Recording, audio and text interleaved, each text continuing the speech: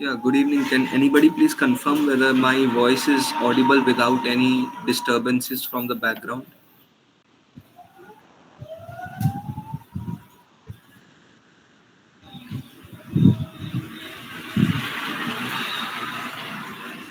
Yes, you're audible. Just let me know if there is any voice of the road coming from the background. In case it is tolerable, then it's fine. But if it is too much, then let me know.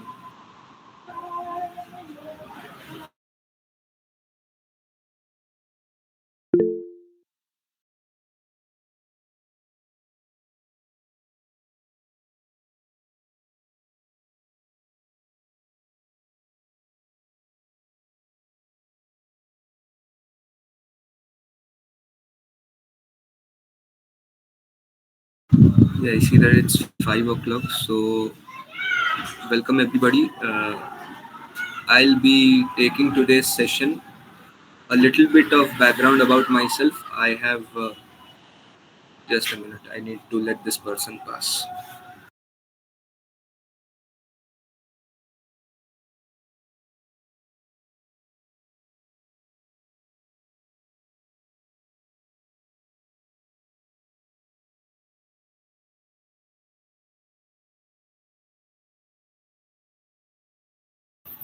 So basically, I'm sitting at the edge of the doorway because I have a west-facing apartment and the sunlight is very good right now, and it feels nice.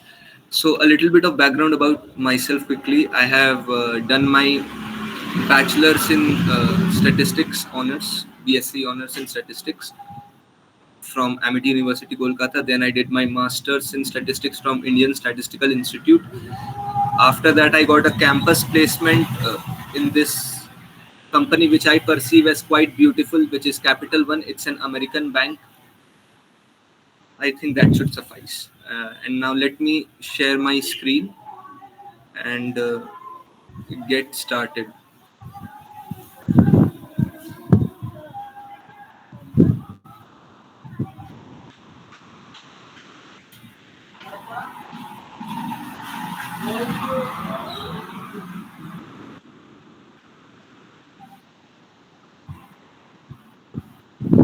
Yeah, can anybody please confirm whether it's visible?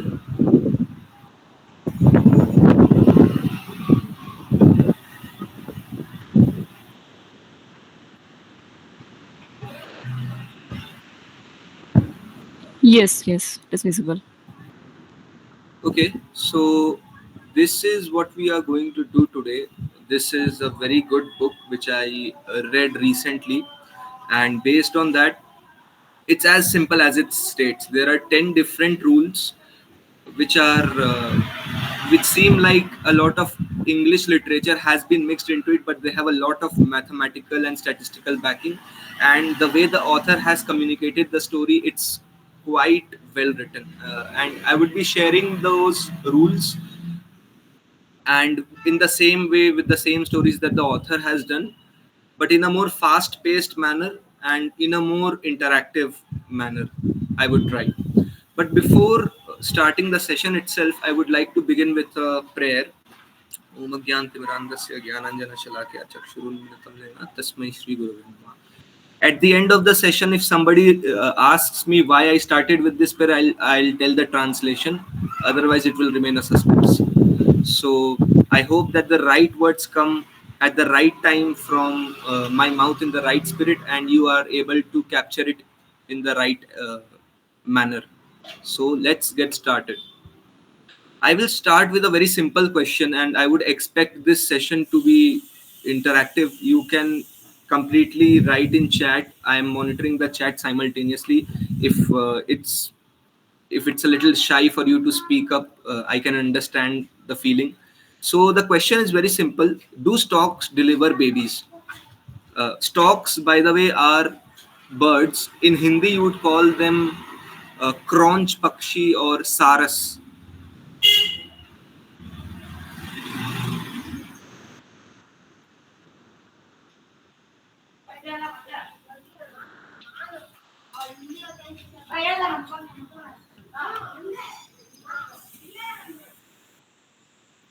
Okay, maybe it's a vague question, and in the spirit of time, I'll get going. I was expecting somebody would say no because it doesn't seem to make logical sense. But interestingly, there is this guy who brought out this entire research paper which shows this, as you see on the screen, there's this correlation between the number of stocks in a country and the population of that country. So, and statistical hypothesis testing checks out that the correlation is statistically significant at a reasonable level of significance and all that.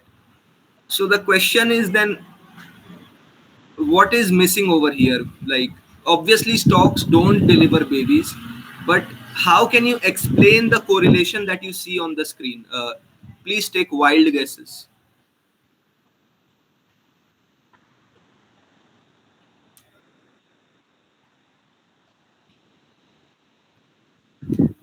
You can take a moment and write in chat as well. Pratik, are these observations based on a same country over time, or is it on different countries? It's on different countries at in the same time span. That's a good question to ask, by the way.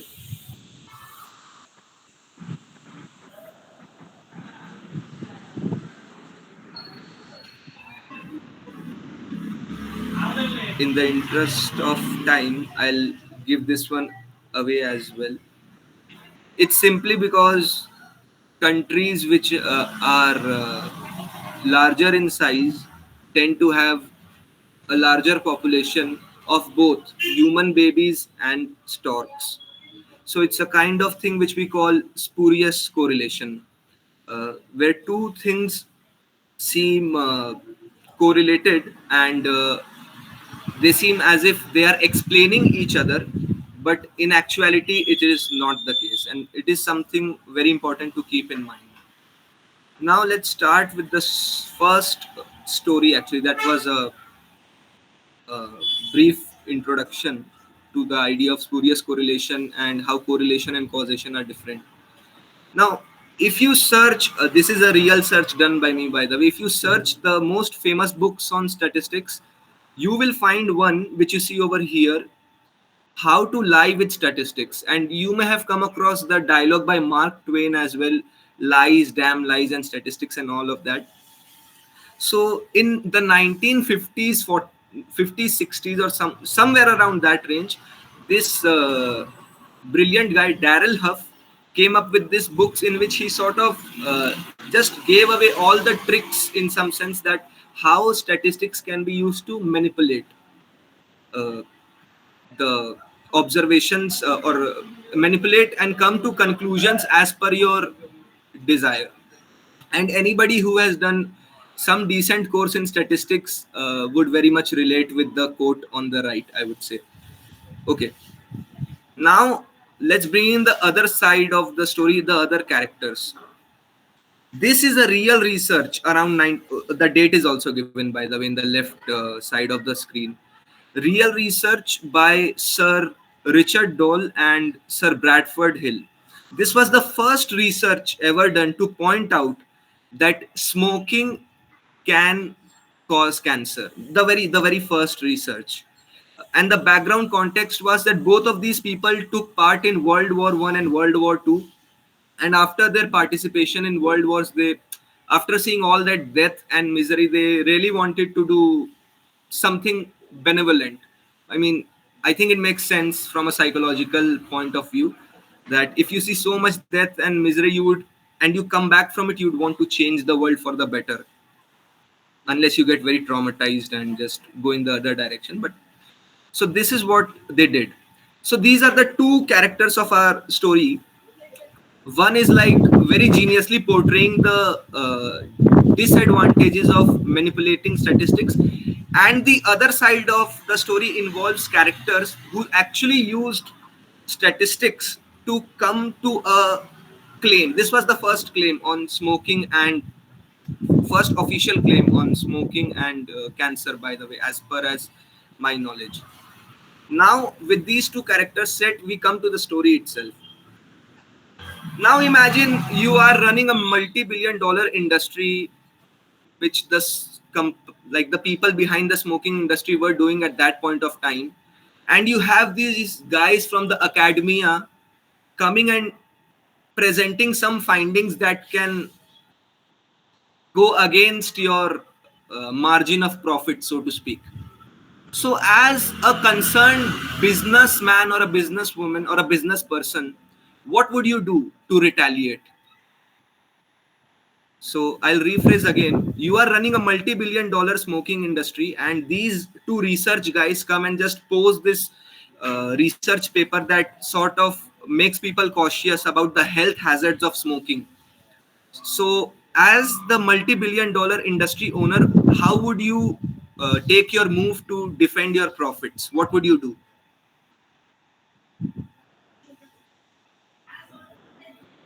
Come on, think like multi-billion dollar selfish industry owners. Maybe just portray that there are other factors that can has higher risk of causing cancer. I think Urmishadi has read the book, but yeah, if somebody had asked me, I would have maybe gone a little bit on the Godfather side of things and said maybe make them an offer they cannot refuse or something like that. But they did exactly what Urmishadi described. They reasoned out that if they just blatantly go out and say, no, no, no, don't worry, everything is fine, that may not be a very strategic move. But if they play it very intellectually and sophisticatedly, okay, what are the assumptions in your research? Are you sure that there is nothing else that you're missing out?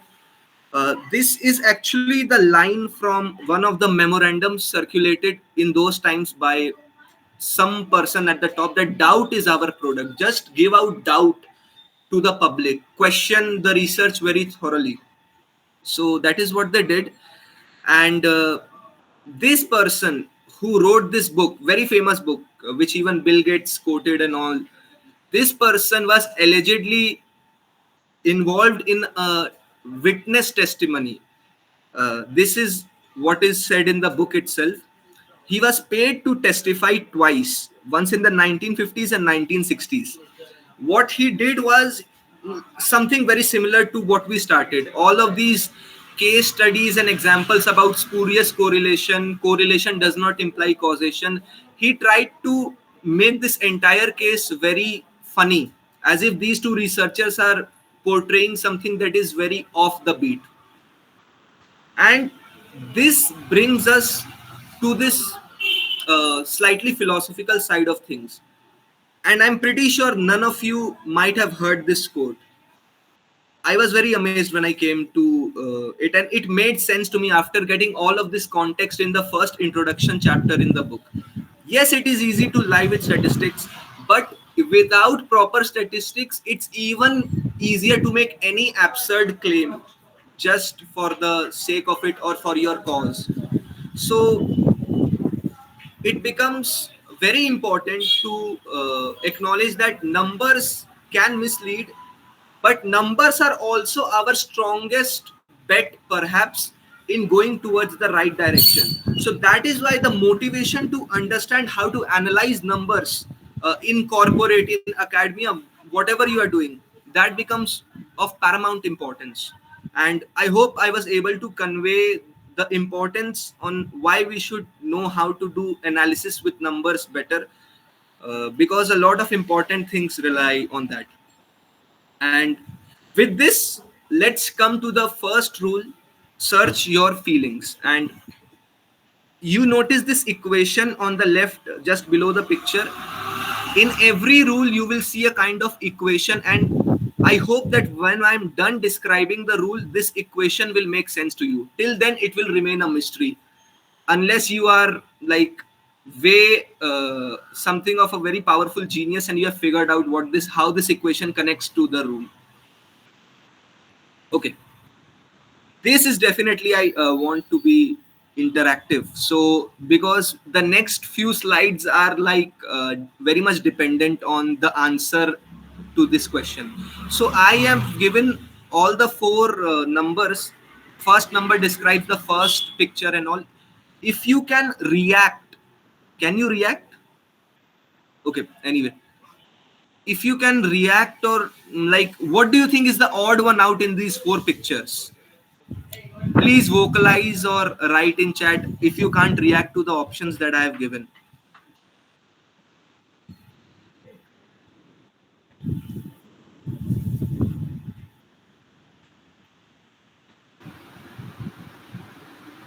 I would like to say the third one is odd one out here, but because if you observe, the background is quite lighter compared to the other three pictures, right? And the overall picture is quite brighter, I might say. Okay, but like with respect to the texture, what would you say? Like, I register your point. Anybody else wants to give a different answer?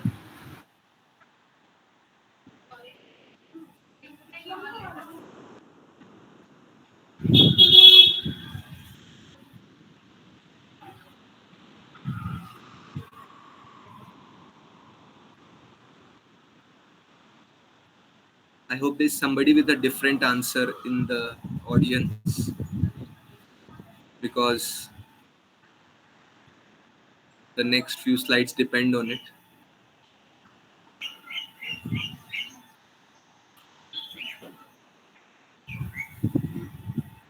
Okay, Devanjana has said four. Okay, I can understand. In the interest of time, I'll move on. And with respect, and maybe it's difficult also, because when I cropped these photos, the resolution was kind of here and there, and I can understand why 4 and why 3, because 4 has a kind of a lot of background scenario to it. Let's now come to, I will very well see why I asked this question. Now, this is also a real life person who was there in the 19th, 20th century. Mr. Abraham was a very powerful art collector. By powerful, I mean his skill in detecting whether the particular art is performed by, painted by, the painting is painted by a renowned artist or painter. It was quite good. And in those days, there was not a not there were no digital computers, I think, back then. So doing a check with digital algorithms was very difficult. So Mr. Abraham came across a painting. I hope you didn't hear that. Mr. Abraham came across this painting, which he allegedly claimed that was the masterpiece of a 17th century Dutch artist called Johannes Vermeer. Yeah, J is silent. So, and in his life also, he was a very, like, his speciality was sort of in determining the paintings of Johannes Vermeer. And just look at the description that he has given.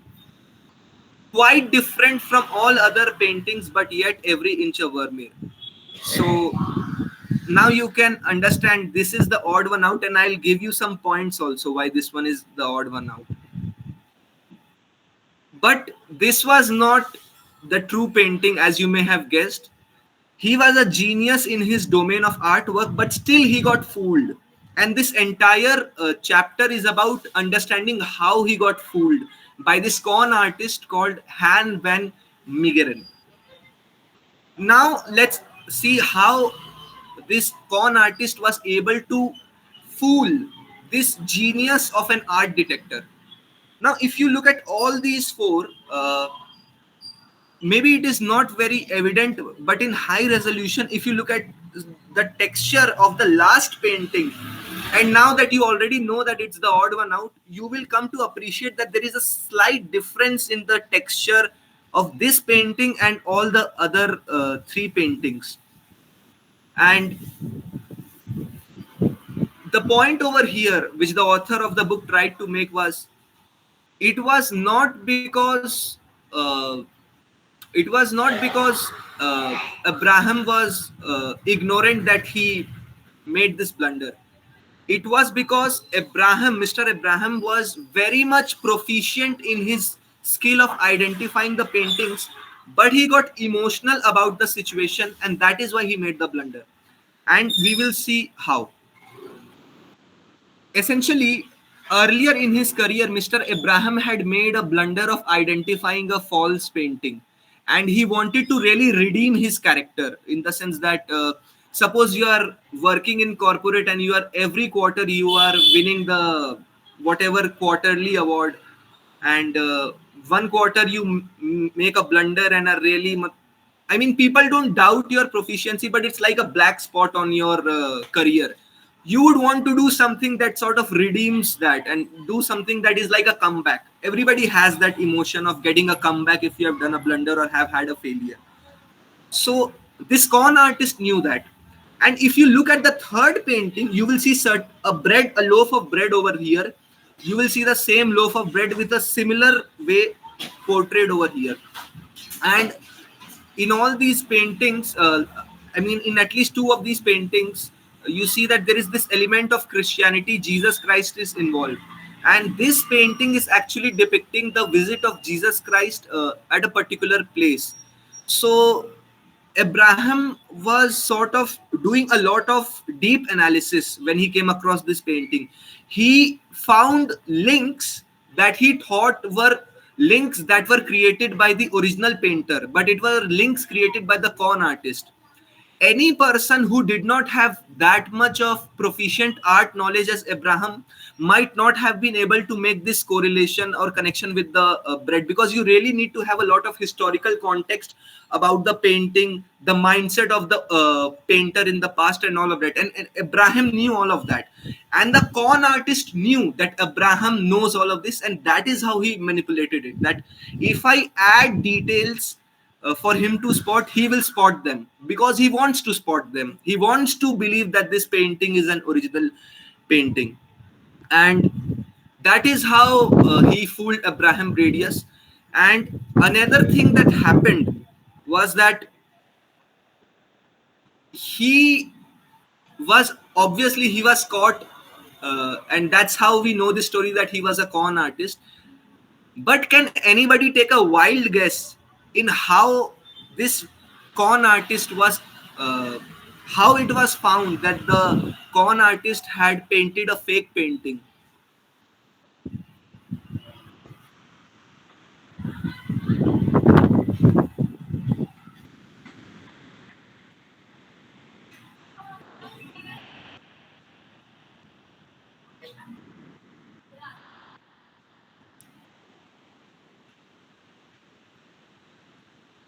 I hope everybody was able to follow the context up till now. So what I'm trying to ask is, how do you think this con artist was caught? Like, take a wild guess.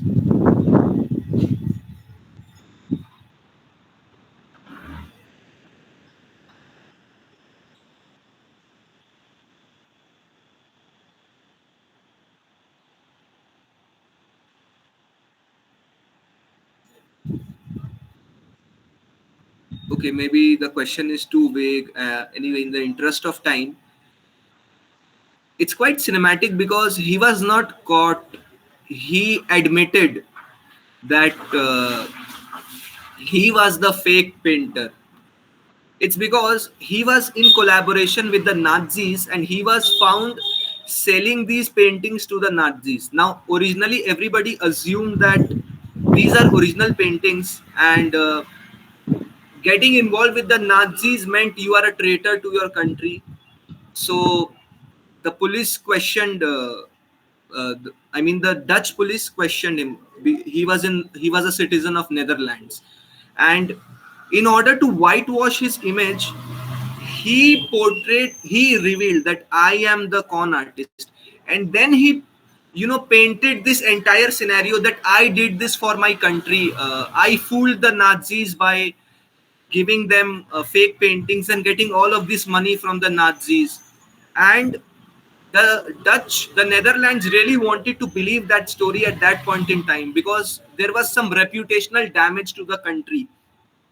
So they accepted it, and while he was in the courtroom, everybody was applauding when he was pronounced guilty because he is guilty of painting fake paintings, but he did this for his country. Everybody got that image at that time. So that is why it is very important to, before the start of any analysis or numerical data crunching, you would want to make sure to even maybe write down, are you expecting a certain outcome? And many times it happens, I think it's a good practice in research as well, you guys can correct me if I'm wrong, that you are not supposed to make hypothesis after you see the numbers. You have to make your hypothesis first, then whatever you observe, on the basis of the observation you work. It's not the other way around, that you see the data and then you start thinking, okay, I want it to behave like this and it seems to behave like this. And this is the connection with the mean square error. Essentially, when we are doing estimation, mean square error of a statistic is associated with the variance and the bias. Now, the more data we get, this variance goes to zero in general conditions. Not going into a lot of statistical details, but I think everybody knows that with more data, the variance of the estimator under reasonable setting goes to zero. But if you have a lot of data and your estimator is not unbiased, it is very much biased, it would mean that more data would mean you are going more towards the biased outcome than the true outcome. And this is like the metaphor that I would want to make, that more data over here would connect to the expertise, the technical expertise of the art identifier, Mr. Abraham. He had a lot of expertise, and he was therefore very much convinced about his precision. Inverse of variance is precision, right? So he was convinced about his precision, but he was not aware about his bias in the setting. And it really gets very difficult when we are emotional about things, and that is precisely the point that the author is trying to make. Emotions play a heck lot of a role in analysis than you would think. You are very much motivated towards certain outcomes than other outcomes, which may bias the way you present your findings, and ultimately it may lead to a divergence from the truth rather than convergence to the truth. So that was our first rule: search your feelings before starting an analysis, and make sure that you are as free from biases as you can be, internal biases. Now, the second rule is ponder your personal experience, and this is the equation related to it. The mystery of this equation will also be revealed towards the end. Now, let's start.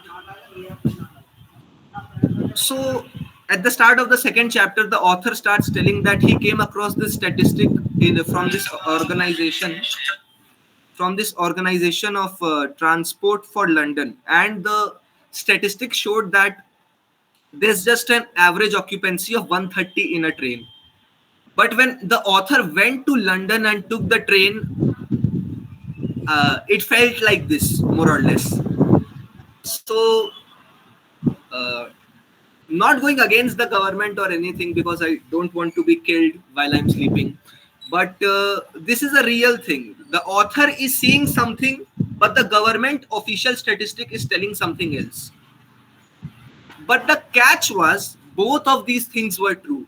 Now, my question to you all is, how can both of these be true simultaneously? That the statistic is saying that there is expected to be less seats. There's expected to be more seats available, but you are seeing that when you take the train, there is just too many people in the train. How can both of these things be true simultaneously? Please take a guess at it.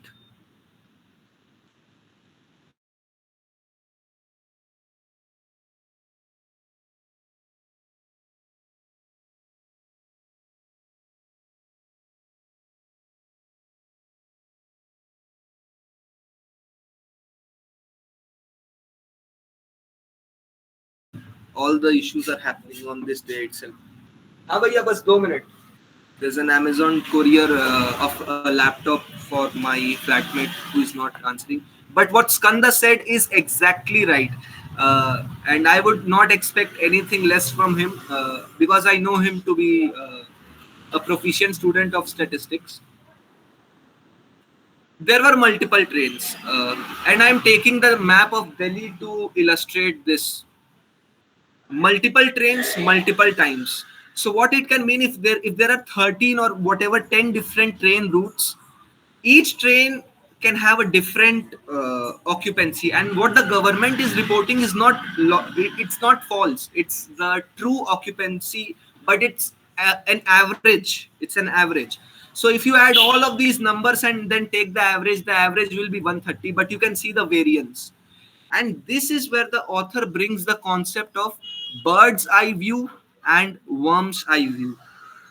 So in this way, what the government was giving was the overall aggregate picture, whereas what the author experienced.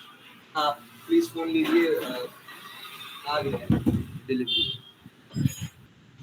So what the author is trying to explain is that when you look at, जाइए नीचे Amazon से please आप phone करके बात कर लीजिए call से. If this is going on YouTube, this I hope I don't end up as a meme. Uh, so, and this is a very nice quote made by the Nobel Peace Prize winner, that when you have less time, or when you are supposed to give an average view of things, you will not have the luxury to go into every detail. And when you are on the ground, you are hands on involved in the experience, you may not be able to experience more than one thing, but you will have a thorough experience of that one thing. So now, with this context set of bird's eye view and worm's eye view, let's go to our cancer research again. So over here, when these guys in the 1950s came with their research that smoking can make lung cancer 16 times more likely, this was an official statement in their research, by the way. Many people came out and said, you are saying all of these things, but it doesn't make intuitive sense to me, because my grandmother, my grandparents have been smoking, and I don't see them getting cancer. And this is an argument that many smokers or non-smokers make today as well. OTP लगेगा, दे दिया, check किए बिना, वो बोल रहे open delivery, open delivery नहीं है, ठीक है, रिप्लेसमेंट तो है. I really hope I don't end up as a meme, and I'm really sorry for the disturbances. हाँ, मेरे को time. So my question again is, how can both of these situations still be true? It's a slightly statistically nuanced question, but I'll give it a minute if anybody can come up with an explanation. On the right side, you have a claim that smoking can make lung cancer 16 times more likely. On the left side, you have the personal experience of people who are not seeing smokers die of cancer. So how can both of these be justified simultaneously? Let me check the chat as well, if in case somebody is writing something in the chat.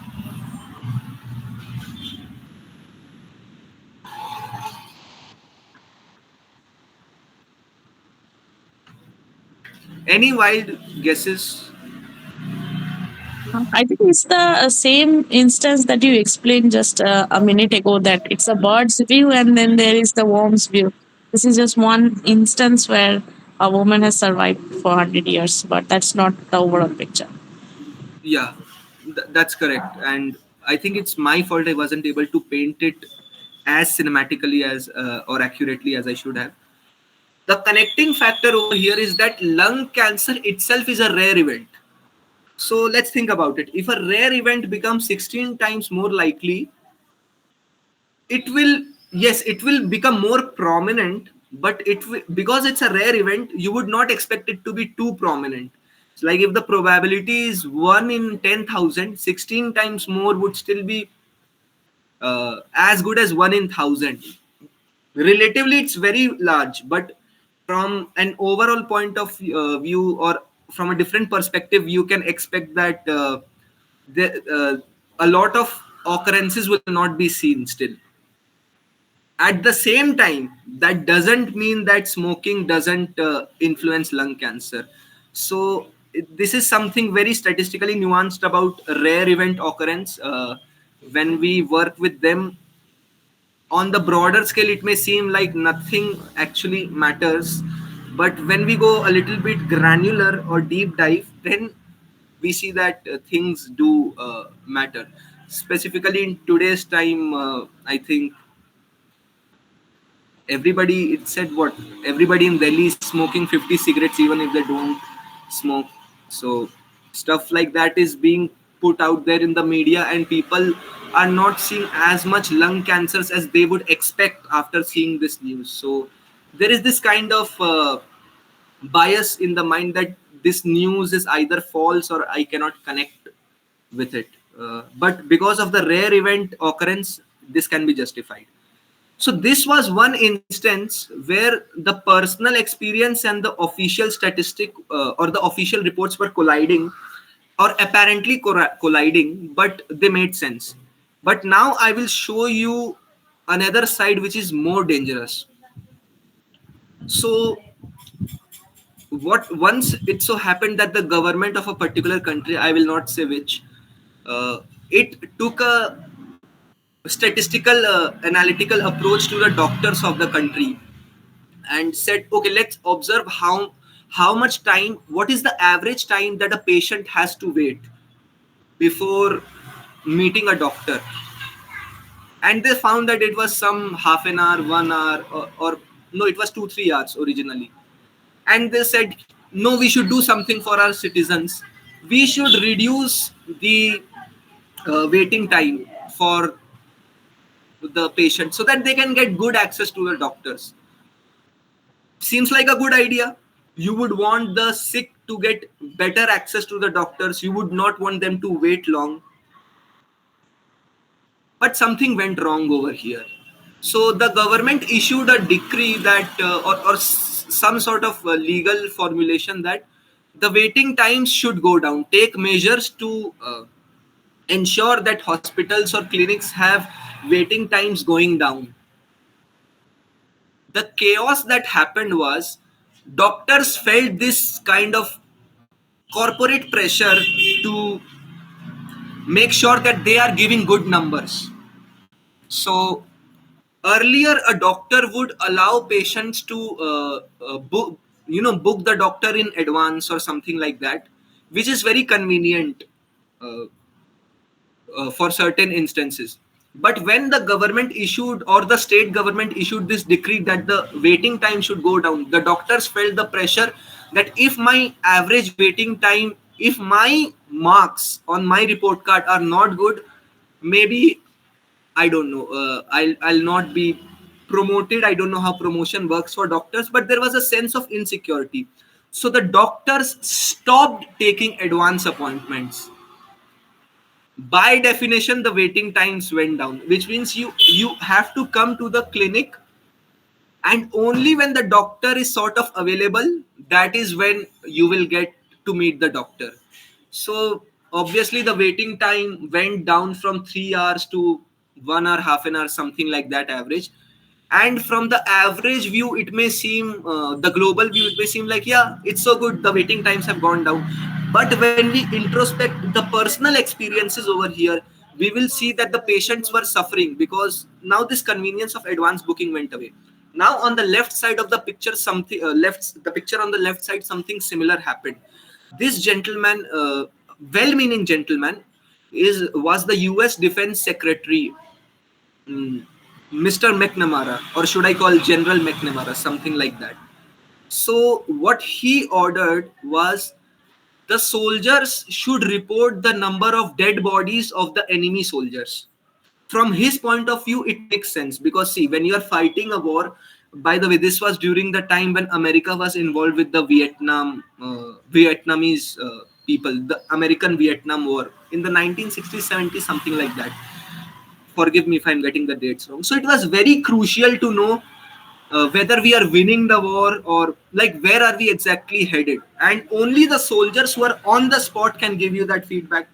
So, and a good proxy is to count the number of dead bodies. What do you think can go wrong over here?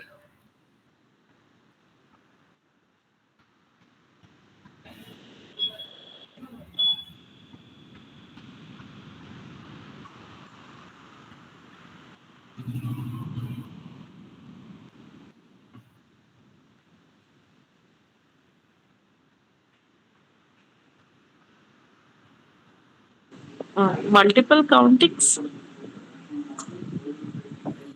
Multiple countings, exaggerations of the number.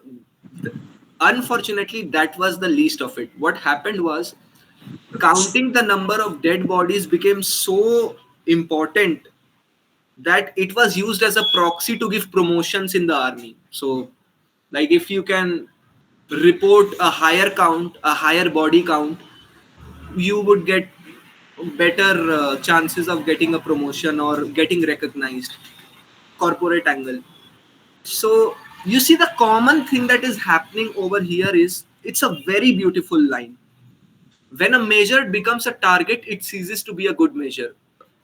And I have to decode it a little bit, because even when I read it first time, I didn't understand it completely. So this number, this average waiting time, the number of dead bodies, all of these are measures or numerical measures to know some information.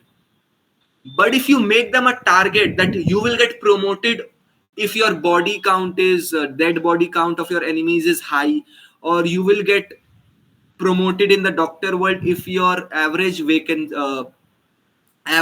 time of patients is low. When these numerical measures become corporate targets, then they become corrupted or polluted, I would say, and they cease to be an accurate measure. They'll give an inaccurate version, which will theoretically be completely perfect by definition, but from the practical side of it, it would be very chaotic. So it's very important, and you see this happening a lot, even in academia, as in, I think the number of research papers you have, something like that, the more recognition you get. And now you can see that is a measure. The number of research papers or publications or citations is a measure. But if you make it a target for promotions in academia, then you will start having a lot of perhaps research papers that are not as good as they would have been otherwise. People get more into numbers than quality. That is what happens in a gist. And it's a very psychologically sad state of things. And we should be very careful. Maybe when we come in leadership positions, we will keep this one line in mind and think of better strategies. And that is how I would like to end this second rule. And now maybe this equation on the left makes sense. As in, if you have an event B over here, which is having intersection with certain ideas, that doesn't mean that the event will completely be free from the opposite of that idea. Basically, an event or a set of ideas can encompass two contrasting things at the same time as well. But we have this bias, just because if something or someone is related to a particular position, it means he or she must be against the opposite of that position, which is a very strong bias. And it basically means the world is not black and white, it's gray. Two apparently opposite things can be true simultaneously as well. And this is what we should keep in mind, that while we are doing research and we are experiencing something at a very ground level or personally experiencing, we it can very much be the case that what we are experiencing, something very much opposite to that, is also true at a global scale. So we should be mindful of that. That is the second rule. Now coming to the third rule: avoid premature enumeration. I think some of you might guess the connection with the statistical line on the left side with this. This was the easiest that I could come up with. But anyway, let's get started. Okay. How many sheep are there in this picture? What will you say? Kindly quickly just write your answers in chat. How many sheep are there in this picture?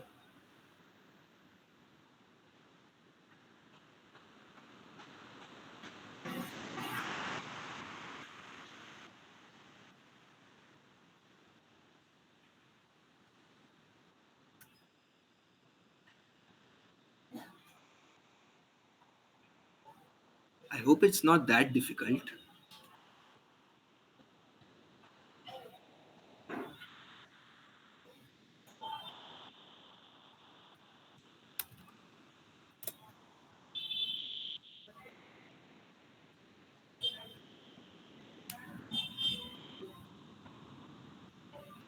Maybe you guys are taking a pause because you are understanding that exactly. Maybe this guy is asking us a trick question, and the moment we answer, he'll say, "Ha ha, I fooled you." Something like that. When I ask you how many sheep are there in this picture, you didn't realize it, but now when I say, you will realize it. You automatically assumed a certain definition of sheep. But what is a lamb? Is a lamb different from a sheep in this context? If I'm telling you a lamb is not a sheep, if I'm telling you only adult sheep are to be counted, then maybe you will just say one. If I tell you all the sheep are to be counted, maybe you will say three. But if I tell you that this sheep over here is actually a female sheep who is pregnant, what will your answer be then? 3.5, 3.6, 3.7. The point over here is, whenever we are told to count or analyze something, we don't realize it, but we implicitly assume certain definitions, and it can go very mysterious if we don't get our definitions right. Let's take this real case study. So somewhere around 21st century only, the government of the United Kingdom, or Britain, I don't know which one is accurate to call, but they noticed that there are two different hospitals. One is the London hospital in the city, and there is an English Midlands hospital, I mean somewhere in a townish region. And they were observing something very concerning, that the mortality rates for newborn babies were significantly varying. If I remember, in the, no, I'll not tell, but in one hospital it was significantly low, in one hospital it was significantly high. Obviously, as a government, you would want to be concerned about your youngest upcoming generation and take measures. So they uh, sent Dr. Lucy Smith from the University of Leicester to investigate uh, uh, what is the issue, why is there a significant difference, give us a causal analysis report. And this is another instance that people from academia are the ones that are preferred by the government to do analysis, not people from corporate. I hope it changes in some time, because I really want to work with the government on some mysterious project, but I also don't want to leave corporate and do PhD. Anyway, so can you guys guess what could be the reason of difference in the noted mortality rates? Obviously, the connection is with the rule that we just described, but can you guys take a guess what could have been going wrong over here?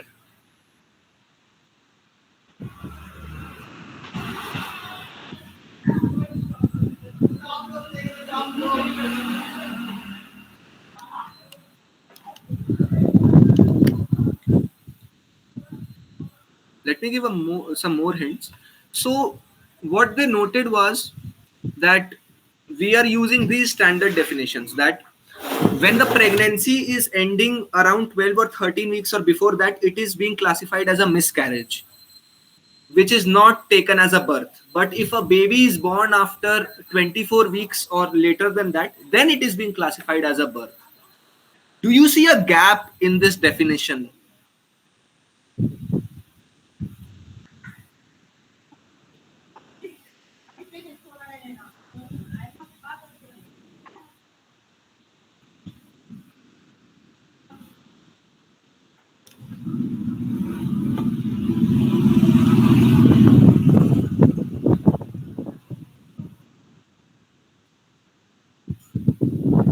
So in the interest of time, I'll give it away. You see that, okay, 12 to 13 weeks before that, fine. 24 weeks after that, fine. But what of this period in between? So turns out there is a very unfortunate case which happens sometimes, where the baby is born a little bit before the 24 weeks, and in those instances the baby is very less likely to survive. It is often called a late miscarriage by many people in the doctor side of things. And this is what happened to be the case. So after doing a lot of analysis on whether the nurses are not handling the situation properly, whether the doctors are careless, whether some instruments are not sterilized properly, what Dr. Lucy ended up finding out was that they were just recording this edge case differently. So the hospital on the left was recording it as a birth and then death, whereas the London hospital was recording it as miscarriage, which means over here uh, there would be an increase in the noted number of deaths, whereas in this case it's like that hacker man meme. You can't die if you are uh, not born. So if you are not being considered as born, then how can you die? So it's something like that. So it's a very nice line. It wasn't a difference in reality, but a way in which reality was being recorded. And this is to illustrate that in many of the projects that after this session, if you go sit in the chair or bed or whatever and contemplate, you will realize that many of the definitions we just vaguely assume that this must mean this only. But when we are doing strong statistical analysis, important statistical analysis or number crunching, it is very important to know the exact definition of what is being counted, so that you can standardize things. And unless you standardize things, you can't scale your analysis properly. If everybody is using a different definition, then you will get misleading results if you ask them to report. And I will give you guys 10 seconds to look at this meme before going on to the next part of this rule. Anybody who is in corporate or has joined corporate will be able to relate within a year. So yeah, in the interest of time, I'm skipping some details. So in 1989, what happened was a very tragic incident in the stadium. There was a lot of crowd and many people were crushed and had died like that. Something similar to what happened in the Bangalore stadium after RCB won and they wanted to celebrate, and there was a lot of crowd. The interesting thing is that these people died in 1989, but the official death status, like what is the cause of death, was given some year in 21st century, 2015 or 16, something like that. And when these 96 people were reported as homicides in 2015, that led to an increase in the number of homicides in the annual report of that year. And people became alarmed. Okay, the homicide count is rising, so is the country not safe anymore? What is happening? And it's a valid question to ask, but then you find out that the reason is this, that the data was not recorded or defined properly. So these kind of things can happen. And if you guys don't know this gentleman, I'm obviously being sarcastic over here. This gentleman is responsible for the death of some millions of people in his country and around it as well. And he said this very cold and very harshless quote, but it seems it's psychologically true, that when one man or one person dies, yeah, it's, you can connect with it, it's a tragedy. But when thousands of people are dying simultaneously, you get a little bit desensitized to it. And the point that the author is trying to make is that when we take things or definitions for granted, it's not just an intellectual failure, it's a failure of empathy too. And to illustrate it, let's take this case study. there is this article, I think you may have, sorry, what is this magazine or publication called the Guardian, which issued this uh, issued an article with this headline, that a fifth of 17 to 19-year-old girls self-harm or attempt suicide. Now, when you read such a sensational line, you will see mentally the image that forms in your head is like 20% of the girls are facing some sort of abuse and trauma globally, which is making them suicidal. And it's a very rational thing to, very rational conclusion to come, because uh, we take certain things for granted over here. And let's see what we took for granted. So, when they did this study, what they did was they asked the girls to define self harm as whatever the girls thought was self harm. The problem with that is the variance becomes too high, because you can consider scratching of a nail also to be self harm, and you can also consider stabbing yourself with knife to be self harm. The spectrum is just too long, and self harm and suicide are also two, they are connected, but they are not the same. So if I have 80% of the girls doing self harm, and even say 20% of the 99% of the girls doing self harm, and only 1% of the girls doing actually suicide, then the picture that they are trying, the mental picture in your head when you read this sensational line is not accurate. So the fallacy over here is that they have sort of, maybe I don't know whether they did it deliberately or it implicitly happened, when you read this line self harm and suicide, you interchange them very easily. But when the author actually looked at the numbers, it was for the year of, I think, 2018 or something. 3.5 out of 100,000 were killing themselves. This number is also tragic, by the way. I'm not at all denying the tragedy of it. But what I'm trying to illustrate to you, you see how the mental image in your mind changes. You are expecting this world where bizarre things are happening, but in reality, it's something different. And what the author did further was, it's raining badly over here. Let me, yeah. So what the author did was, he also looked at the numbers for the boys, and it turned out that boys are more prone to doing suicide in that age group than girls. So what this would end up doing, if these sort of definitions are not taken properly, the government or the people in general start to take measures which are not very accurately founded. So that is the drawback of not keeping definitions very much in sync or very much standardized. When you are counting things, you should know what you are counting. And yeah, one more thing over here. It says attempt suicide. I mean, so when you say attempt suicide, it it doesn't necessarily mean suicide.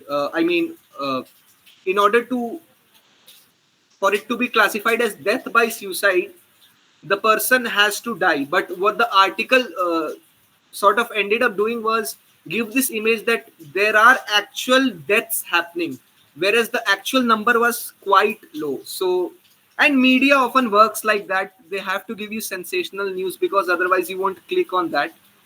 But the point I'm trying to make, and the author is trying to make, is that premature enumeration is a failure of empathy also.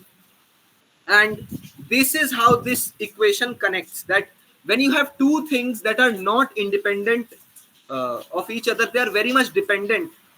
Then when you condition one thing on the other, it is very much sensitive to what you are conditioning on. So it's like whatever definition that you condition on, you get the expectation accordingly.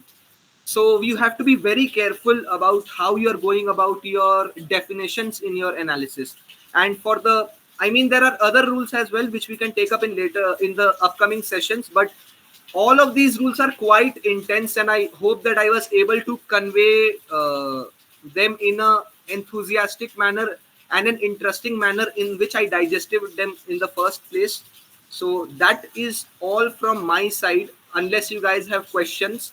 And I can also show you two extra things which are not very directly related to the topic, but they are somewhat connected, I would say, if there are no questions.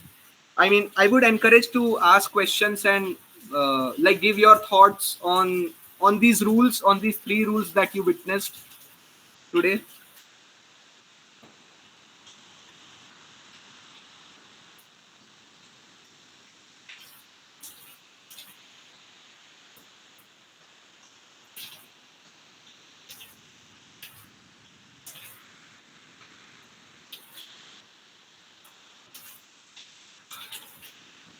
Are you guys interested to go into those two slides in the appendix before ending the session?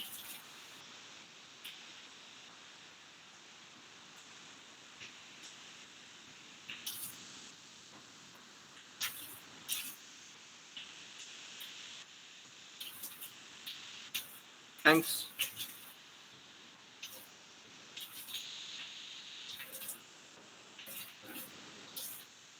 Uh, so, who can guess the context behind this image? Unless you have read that particular book or heard the story, it won't be possible. But I'm sure at least three, four of you have seen this before or heard the story before.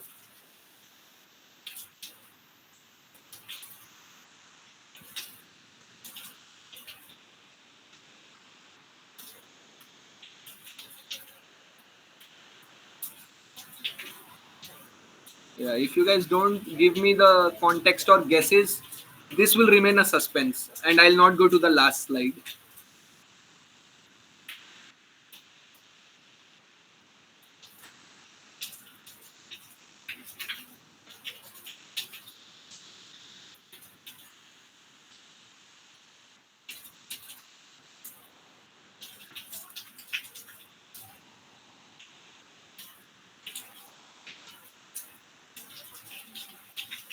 Come on, not even a guess.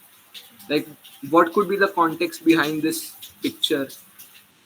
There are five men in this picture. I mean, that should be a very big hint if you are familiar with the Indian epics. Thanks, Nitesh. Yeah, so these are the Pandavas. Now, can you also, Nitesh, I'm asking this to you specifically only. So, can you also guess what is happening? Like, which context is this? If you are familiar with the Mahabharata, if you are not familiar, you can just say so, and I'll proceed. But do you know which scene this is from the Mahabharata?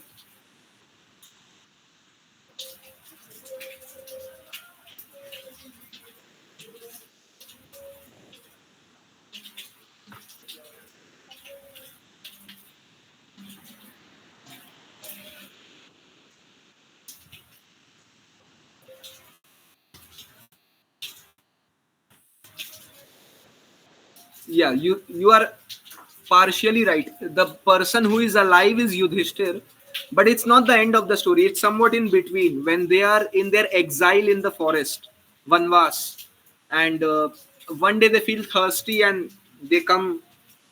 Yudhishthir sends one of the brothers one by one, each brother one by one. Each brother comes. There is this person, not person, but this personality who says, "You have to answer my questions before drinking water, otherwise you will die."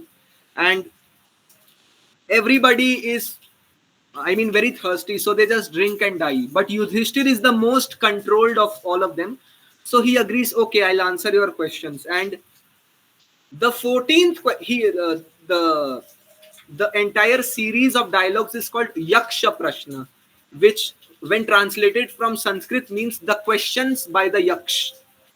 And the 14th question which is asked is, what is the most wonderful thing in the world? And what Yudhishthir ends up saying is somewhat this. It's a translation, of course. And I will read it and then I'll connect why I gave this. Hundreds and thousands of living entities meet death at every moment. But a foolish living being nonetheless thinks himself deathless and does not prepare for that. This is the most wonderful thing in the world. So now, if we go at the very start of this session, why did these two people feel the need to do something for the world? It was because they had witnessed this death at a large scale, like really faced death, seen it in its face, that it sort of changed them.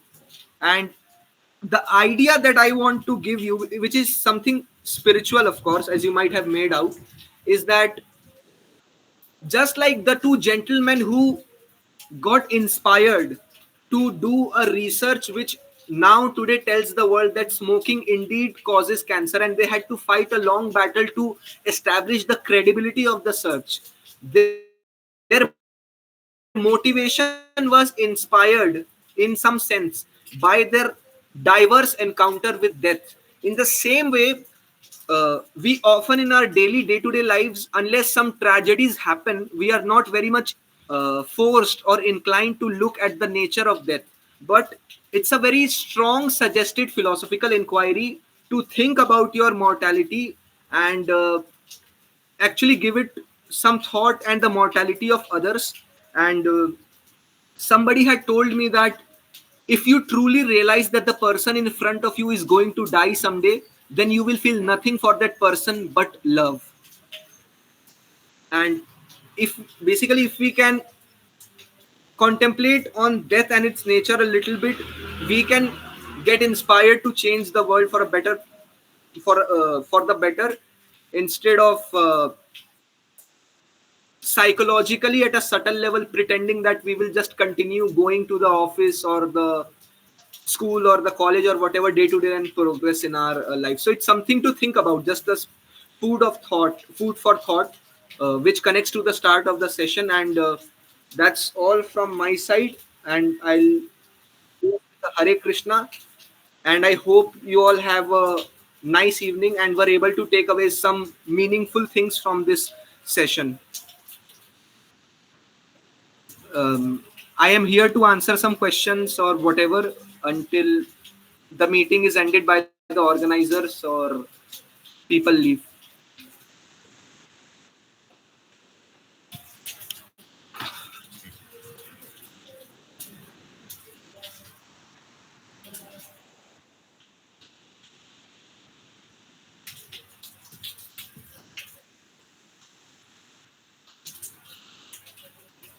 Pratik, first of all, thanks a lot for today's session. It was very insightful, and throughout 1 hour, I enjoyed your talk so much. It was like you gave me a different perspective to look at things. Thank you very much. It was a very nice presentation as well. I just have one question. You added a prayer in the beginning of the slide, and you told us that you will tell its meaning. So I'm curious to know. Yeah.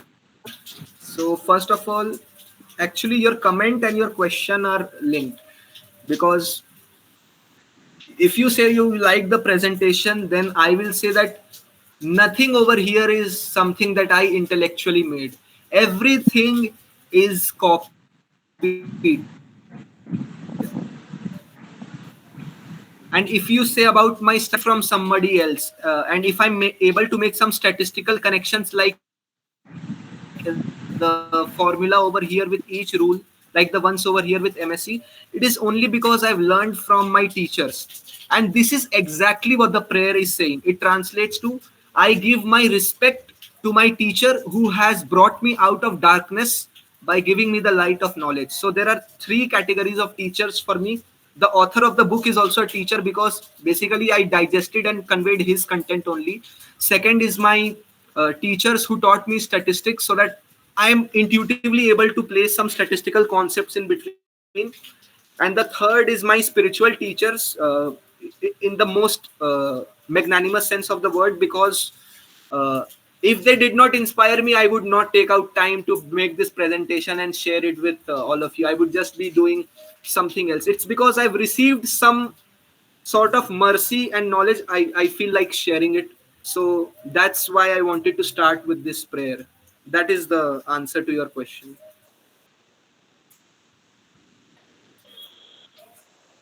Okay. It's Okay. an Beautiful.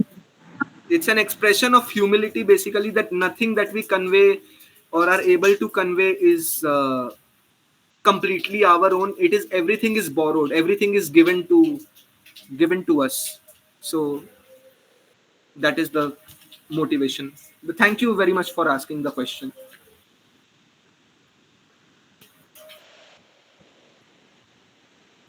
And I think the organizers will roll out some feedback. Do let me know. um, I would very much want to know the drawbacks, so that we can improve this even better. And that is all I can think of. uh, Thank you very much.